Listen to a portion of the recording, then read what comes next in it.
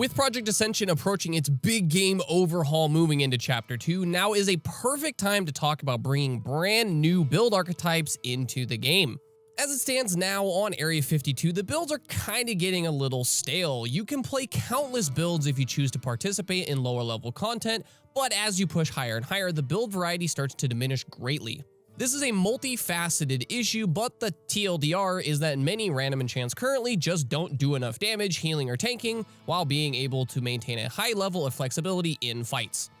Adjusting the numbers to just make builds better that currently underperform would be a simple solution, but I think the better approach is always to add more choices. So in today's video, I will be going over a brand new class, essentially built from the ground up. This is sort of like my other videos where I go over theory crafted random enchants, but this is an entire full package. All of the REs are designed to be used together in some fashion to create a brand new class. If you guys like these videos, remember to subscribe below, hit the like and the bell button while you are down there as well. Let's dive into the video. A very popular playstyle across many different games such as Path of Exile or Diablo 2 is a summoner class. Minion builds, for those who are not aware of them, is when you summon minions to deal damage while you maintain buffs and cooldowns to increase your minions' performance. I approach building these random enchants with that in mind, but there is a callback to one of my favorite games growing up, Baldur's Gate 2. In that game, there is a super powerful summonable weapon called the Black Blade of Disaster. This spell creates an extraordinarily powerful melee weapon to turn your wizards into powerful melee classes. The random enchant that I have designed takes inspiration directly from that, but instead of using it as a melee weapon, you instead summon a copy of your weapon. The two worlds of playing a minion build, but using your melee weapon as a summon fused really well together here, and I'm super excited to share this with you. Starting with the legendary Spiritbound Weapon. Let's read this over together and then I will talk a little more in detail. Spiritbound Weapon teaches you Spiritbound Weapon summons a floating copy of your weapon for 60 seconds that seeks out enemies and deals arcane damage based on your total mana. You cannot deal damage with spells while Spiritbound Weapon is active. Each time Spiritbound Weapon deals damage, you lose 8% of your total mana. The only requirements for this random enchant is that you have Conjure Mana Gem learned, so let's go over the other things together. While wielding a single two-handed staff, your total mana is increased by 20%. While wielding a mace, Spiritbound Weapon deals damage on up to 5 targets. While wielding a dagger, Spiritbound Weapon has a 10% increased critical strike chance. While wielding a sword, Spiritbound Weapon gains a melee haste equal to 1% of your total mana. While wielding an axe, Spiritbound Weapon deals 15% more critical strike damage. The first thing I want to touch on is the potential to use this as a Manaforge Barrier tank. Right now, if you play Manaforge Barrier, there is a clear winner for a legendary, and this could be an absolutely insane substitute for that build. But this is mostly designed around a DPS spec, and what weapon you choose to use dictates what talents and gear you choose to pick up. Before moving on, I want to point out something that might not be totally clear when looking at this. Since this summons a copy of your current main hand weapon, this essentially inherits weapon speed and melee crit chance when you cast this ability. This is intended to scale off melee stats, so you will need to consider hit and expertise while building this spec. This is a very in-depth random enchant, so let's start by talking about the first part. 20% increased total mana while wielding a single two-handed staff was the thing that may have grabbed your attention right off the bat. Getting that big of a boost to your total mana would be such a powerful and fun way to play this spec. In full Ascended gear, if properly talented, our MFB tank can push around 40,000 mana, so for him this would be a very enticing option as a tank to drop his shield and go full mana stacking. Secondly, if you have a mace equipped, this makes your Spiritbound Weapon hit up to 5 targets. This would be kind of the default choice in a lot of ways while clearing trash or in an AoE situation, and combining the talents for mace spec could be a potent PvE and PvP option to consider. If you have a dagger equipped, Spiritbound Weapon gains 10% additional critical strike chance. Again, combining that with the dagger talents from the rogue would really help push your critical strike up.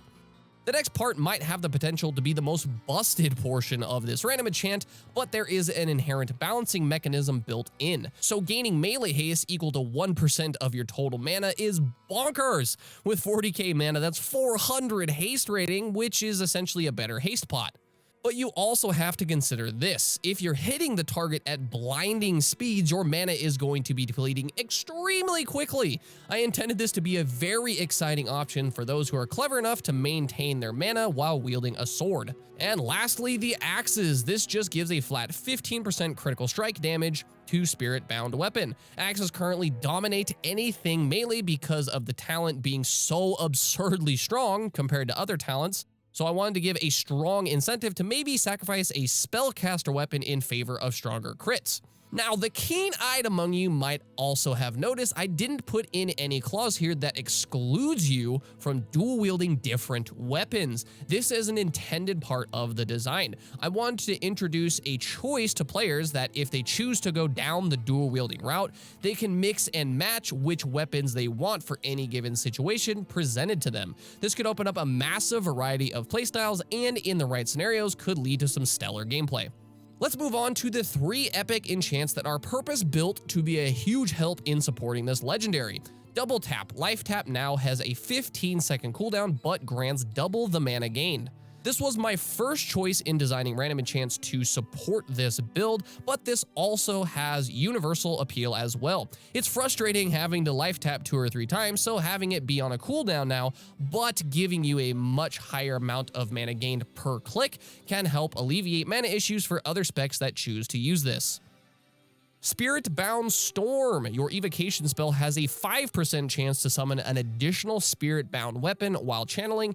Additional Spiritbound weapons lasts 8 seconds, the only requirement being evocation.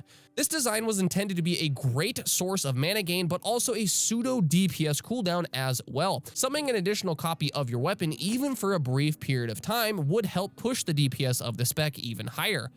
The way this is designed, you could experience a situation where you either get no additional copies, but also could hit the jackpot lucky roll and get an additional copy every single tick of evocation and everything in between.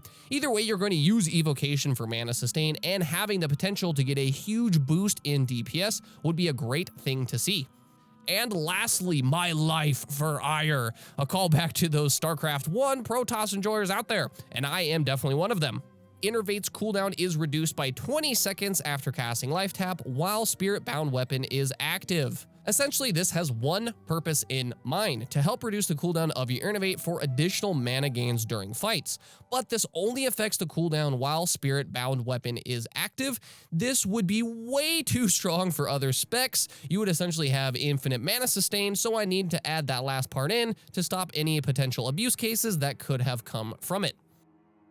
As far as the video, let's go ahead and wrap things up. Let me know what you guys think about this spec as a whole. Do you think this could be something that would be enticing enough to break you out of your comfort zone and give it a try? Which parts of this video are your favorite? Leave a comment down below. I look forward to seeing what everyone's take is on this brand new spec. I will see you guys in the next video. Peace!